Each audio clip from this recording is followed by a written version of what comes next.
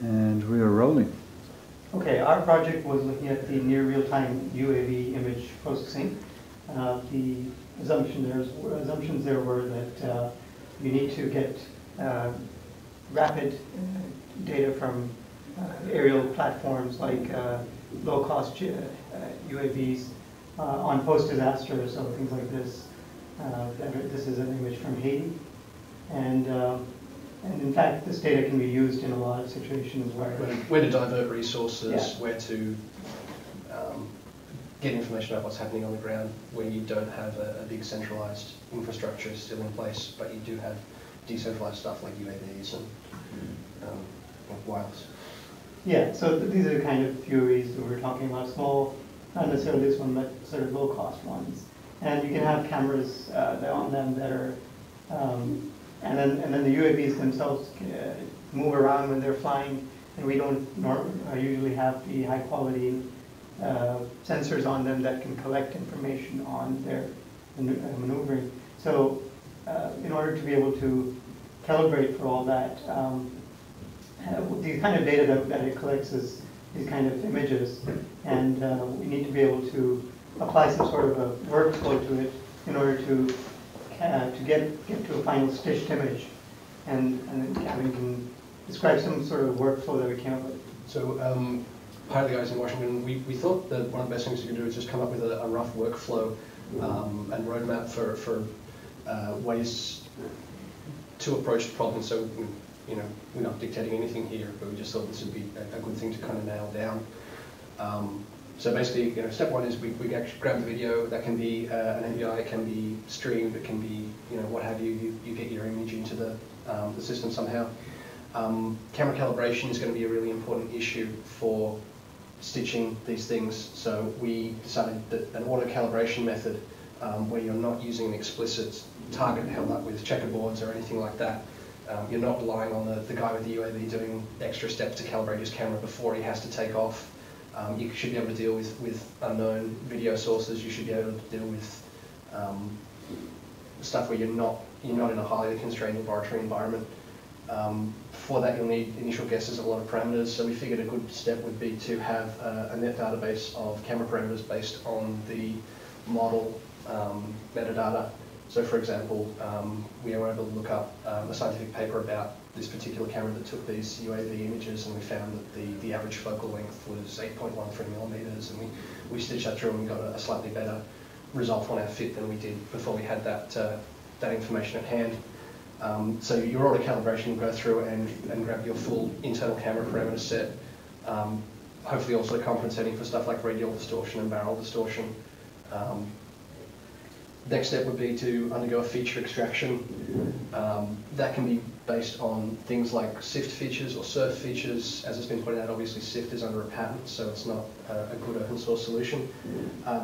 I'd strongly consider advising an adaptive system that can use any type of feature and possibly can do that dynamically based on the results that you got from it. So if you have a UAV flying over a really dark, dense jungle, it's probably not going to be responsive to the same types of video features that are really useful when you're flying over the urban canyon of New York.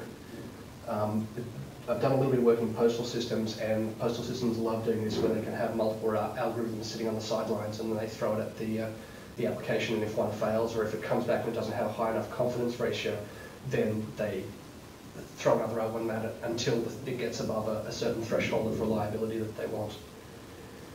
The next step is your feature association. So once you've got features in two different frames, you need to confirm that these are in fact the same thing in the left eye and the right eye, or in this case in the sequence of frames as UAV swung across. Something like Ransack, or there are lots of other really cool association methods to use for that. Obviously, if you feature rich things like SIFT, which give you different feature types as opposed to something really simple like a corner, is going to be much more useful for doing an association than other things. But there's wealth of information on association out there. The next thing we thought there were two steps which are really, really close together. Number one is the warp, which is when you're stitching your two images together, how you align them to make them fit. And number two, we decided to call that geofitting, which is where you're taking your additional information like GPS data and sticking a pin through it there and saying, I got a GPS reading here, and then sticking a pin through it there and saying this image center has to be dragged across to here to fit my GIS data. And the reason we considered that as a separate fit, as a separate step to, well, sorry, it happens at the same time as the warp, but both sets of information should be taken into account to make sure you've got the most accurate map possible. But you're not just limited to having the onboard GPS in your UAV. You could use other sorts of information like doing feature detection in your image data that you've come across and go, oh, okay, that's clearly the corner of that building. I know from my previous high-resolution satellite survey that that was actually 3 meters to the right, so I can use that as a known location to drag the rest of my image across and improve the fit of this whole field. So this GeoFit thing where you're weighting the world truth data, be it from GPS or some GIS source like OpenStreetMaps or something like that, is a really, really important step.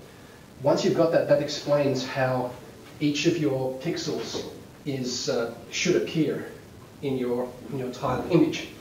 So the question is, you've got image 1, 2, 3, 4. How do you, you know the homologous regions in each image. How do you weight them together? You could do a simple averaging. You could do median from each of the pictures. I'm not going to suggest anything. Obviously, if you've got a cloud across in some features, that's not going to be very good at all. So you want some intelligent way to grab the most correct features. One thing we really thought about would be very interesting from the UAV perspective, because the frames are really constrained, so they're happening one after the other. So if you've got something which is really, really consistent and has essentially no standard deviation across all the frames, then it's a nice consistent landmark and it's not moving.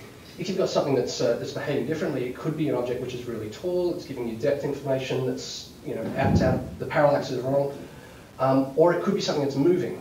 And if you're weighting together all your frames in this pixel weighting stage, what's really cool is you can essentially get motion information for free without doing extra calculations. So we thought that would be a really, really, really excellent stage. Probably not in the version 1.0 Blue Sky version, but it's something to really, really consider is when you're doing this computationally intensive processing step, what other information can we grab for free whilst we're doing that statistical stuff? And I think motion is a really good candidate. I'm not sure if it will actually work 100%, but it's a really, really good candidate to be looking at for that. Yeah, so good luck guys in Washington.